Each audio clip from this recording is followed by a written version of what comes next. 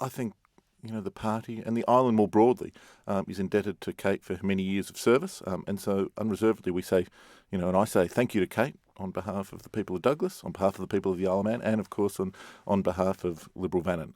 She was a wonderful public servant, and she's made the Isle of Man a better place to live.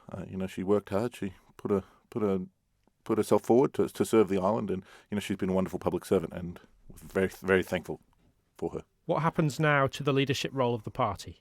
So that'll be determined at the next annual general meeting, which will be happening on the second Monday in August, up at the Manx Blind Welfare Society. I think that Kate continues to be a member of the House of Keys technically for another little bit, just to finish up her service.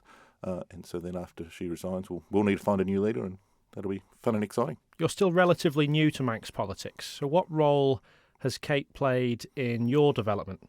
Sure. So I think of myself as just as a resident of the Isle of Man, and I know how hard she worked to improve the health services on the Isle of Man, how hard she fought for the rights and the privileges of the people of the Isle of Man. And so I don't think this is about me or Michael Josem. I think it's a sad day for the Isle of Man that we've lost a public servant like Kate. In her letter, there was a feeling of unfinished business. Perhaps I'm not sure she feels as though she's accomplished everything she set out to accomplish when she went into Manx politics.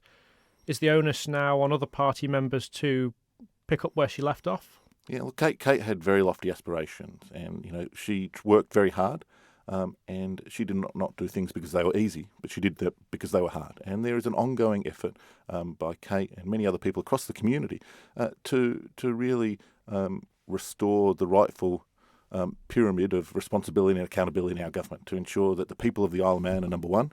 And they rule over the members of Tynwald, and the members of Tynwald rule over the executive, and then the executive rules over the civil servants. And so Kate is a very strong advocate for that simple idea she spoke about in her letter, that the people of the Isle of Man are at the top of the food chain. And she seemed to imply, didn't imply. She said quite directly that pyramid was unbalanced. Yeah, absolutely, and she's such a wonderful advocate for democracy, and that idea of the government should be accountable to the public, and I think that we should all be thankful for Kate for her service over many years. She's been such a wonderful advocate for Manx people, and hopefully she will be able to contribute to Manx public life in other ways in the future. I mentioned just at the beginning, this leaves a big hole in Douglas South in terms of elected representation there.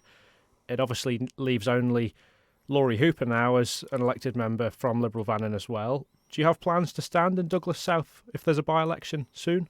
Look, I think that's a question for another day. I really just want to say thank you to Kate today for her service. She's been such a wonderful servant for the people of Douglas South for many, many years, almost a decade now. And thank you to Kate for her service there, to making an effort towards ensuring that the people of the Isle of Man are sovereign over this community. But will the party contest that seat, even if it's not you necessarily? Do you think that's something that's... Yeah, look, I imagine that Liberal Vannin will run a candidate at the right time. But, really, we're focused just on saying today, thank you to Kate for her service.